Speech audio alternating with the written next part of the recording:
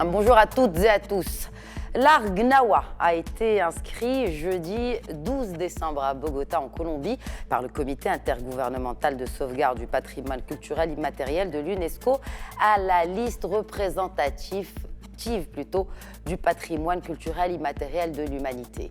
Alors pour nous, l'occasion de revenir sur cette belle consécration et la nouvelle dimension que prend la Tagnawit, et ce en compagnie de la productrice fondatrice du Festival Gnawa et Musique du Monde et également présidente déléguée de l'association Yerma Gnawa. Bonjour Naïla Tiazi. Bonjour Khadija. Félicitations à vous et à tous les Gnawi du monde entier. À tous les Gnawi du monde, oui, parce qu'il y en a au Maroc, bien sûr, dans toutes les villes, mais c'est vrai qu'il y en a beaucoup à travers le monde, dans beaucoup de pays. Une diaspora Gnawi qui s'est implantée un peu partout. Il y a même des festivals de Gnawa qui naissent dans des villes européennes et c'est formidable. Ça montre qu'un beau projet fait des bébés comme ça un peu partout. Et c'est rassurant, ça prouve que cette culture a été appropriée par de plus en plus de Marocains et qui s'y identifient et qui l'accompagnent et qui la portent. Même en côte ouest des États-Unis, avec l'exemple de Fahad Benchemsi qui a monté un groupe de Tagnawit là-bas et qui fait connaître justement cet art Gnawa. Alors, Naïla Tiazi, si vous deviez définir l'art Gnawa, quelle serait votre définition? Je suis curieuse de savoir comment vous le définiriez. Je dirais que c'est une musique qui est universelle.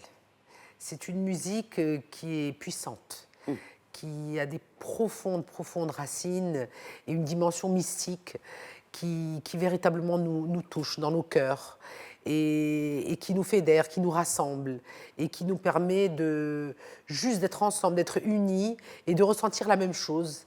L'émotion, le bonheur.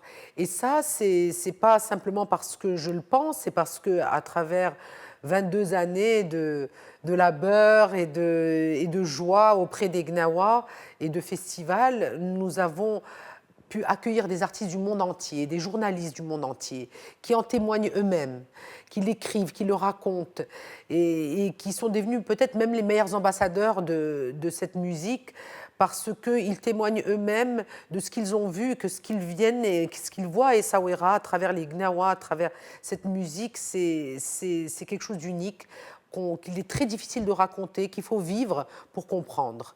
Et je pense que avec cette musique, avec cet événement, on a réussi à créer les conditions de cette alchimie, de cette magie dont nous pouvons être vraiment fiers. Alors cet événement finalement de 22 ans de labeur, enfin l'art Gnawi a été donc listé ou est entré dans cette liste de capital immatériel de l'UNESCO.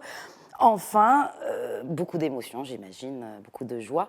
Mais que signifie cela pour l'art Gnawi et les Gnawa? Alors c'est pour eux d'abord une immense fierté. Parce que quand même, il faut rappeler que le chemin parcouru par les Gnawa tout au long de ces 22 années, c'est la voie de la reconnaissance. C'est l'histoire d'une confrérie qui était un peu underground, je dirais, un peu marginalisée, qui faisait toujours face à des préjugés très tenaces. Les Gnawa dans les rues, les Gnawa mendiants, les Gnawa à la transe, des pratiques un petit peu mal comprises. Alors que non, les Gnawa, c'est toute une culture, c'est toute une musique qui est composée évidemment de tout un tas d'apports tout au long de l'histoire des Gnawa. Et donc cette reconnaissance qui s'est construite au Maroc petit à petit, d'une année à l'autre, et qui arrive aujourd'hui à ce couronnement, à cette consécration, qui est cette reconnaissance sur le plan international, c'est une immense fierté, et c'est, je pense, une immense fierté pour tous les Marocains. Et c'est pour ça qu'on a vu cette manifestation et ces témoignages formidables, notamment sur les réseaux sociaux, parce que cette reconnaissance, je pense que c'est plus aussi l'histoire d'un possible. Voilà, l'histoire de quelque chose de possible, d'être complètement dans la marge, et par le travail, par l'effort collectif, par la puissance narrative d'un projet cohérent qui a du sens.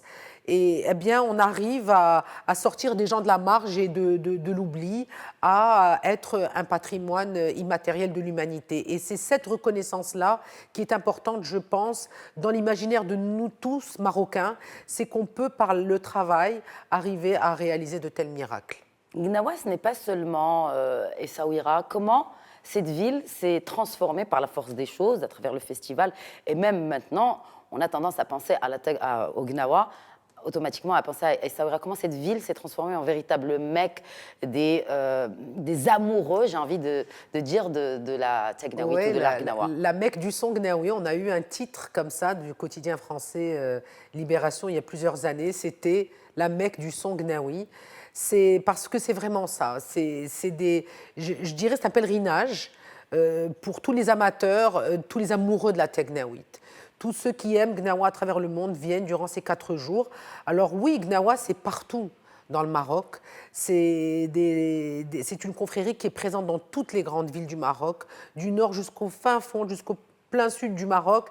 Et c'est ce que nous avons voulu véritablement dire tout au long de ces 10 ans où nous avons défendu ce dossier auprès de notre ministère de la Culture et de l'UNESCO. Les Gnawa, c'est un patrimoine marocain. Alors évidemment, l'ancrage est à Essaouira parce que l'histoire de la renaissance des Gnawa a démarré en 98 avec ce festival à Essaouira où se trouve aussi la Zaouia des Gnawa et des grands Ma'elmines qui vivent dans cette ville.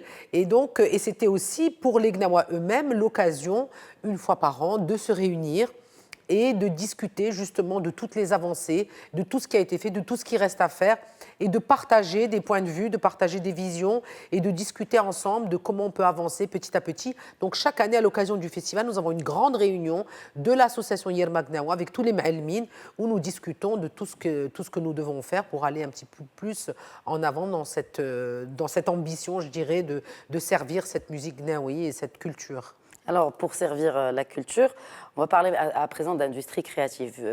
Étant donné que vous êtes la présidente de la Fédération des industries créatives au sein de la CGEM, également parlementaire de la CGEM, aujourd'hui, nous parlons d'industrie créative, nous parlons d'une volonté d'aller de l'avant pour la culture marocaine, mais on a tendance à voir que on n'avance pas en fait, on reste un peu, ou sinon on avance d'un pas et on en recule de 2 ou 3. Quels sont ces freins qui persistent selon vous, Neila Tazim? Alors, je pense que le premier frein, c'est, je dirais, la perception qu'on a de la question culturelle. La culture, malheureusement, est souvent considérée dans l'esprit de la plupart de nos décideurs politiques et même économiques, que la culture, c'est ce qui vient après tout le reste. Alors que non. La culture, c'est un axe majeur de développement dans un pays, d'émancipation pour une jeunesse, de l'émancipation et du développement de nos territoires. Mais il faut que ce produit se déclique.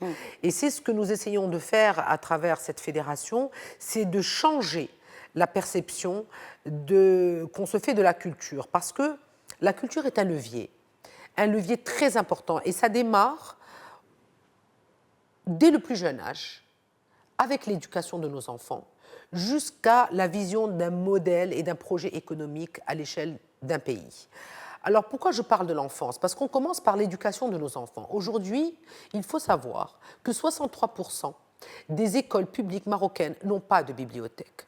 Comment voulez-vous qu'on donne une ouverture à notre jeunesse si dès la plus jeune enfance, on ne leur donne pas accès à la lecture? Et l'écriture, la lecture, c'est la base de tout. Quand on parle de cinéma, c'est une écriture de scénario. Quand on parle de musique, c'est écrire des textes, c'est écrire de la musique. Le théâtre, c'est la même chose. Donc c'est ces bases-là dont on a besoin. Les rapports du HCP sont clairs. 97% des jeunes de 7 à 14 ans ne pratiquent pas la lecture. Ce sont des chiffres effrayants que les Marocains doivent connaître, que les Marocains doivent entendre pour prendre conscience de la nécessité de planter ces graines très jeunes, très petits. Nos enfants doivent avoir une ouverture sur la lecture, sur les pratiques culturelles dans leur éducation, dans leur vie scolaire et parascolaire.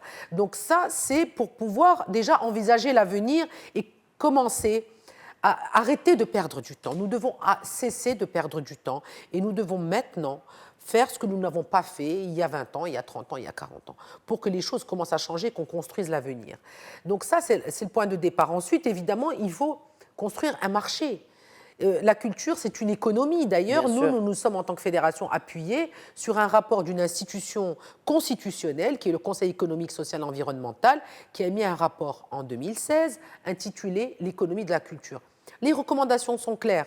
Il faut une fiscalité adaptée, des textes législatifs adaptés, il faut une dynamique dans les régions, il faut du partenariat public-privé, il faut de la formation professionnelle. Il faut rappeler que c'est un secteur, les industries culturelles et créatives, qui est pourvoyeur de beaucoup d'emplois. Et c'est pour cela que vous avez interpellé le chef du gouvernement, Saadine Othmani, c'était lors du forum de Fès Meknès au début de décembre, et vous lui avez demandé de créer justement une commission interministérielle pour les industries culturelles et créatives. Parce que c'est clairement très important. Mais on a un ministère, Neyla Tazi, on a un ministère de la culture. On a un ministère dont le rôle est ce qu'il est, mais si on veut une politique et une gouvernance du secteur de la culture, il faut le ministère de la Culture, il faut le ministère de l'Éducation, il faut le ministère du Tourisme, il faut le ministère de l'Intérieur, il faut les collectivités locales, il faut l'ensemble de ces acteurs publics pour le ministère de l'Économie et des Finances, bien sûr, pour donner une dimension à tout cela, pour asseoir une vision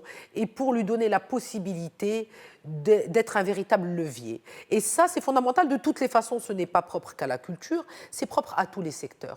Tous les secteurs ont besoin d'une gouvernance forte, d'une vision forte. Et ça, c'est une impulsion qui doit venir du chef du gouvernement.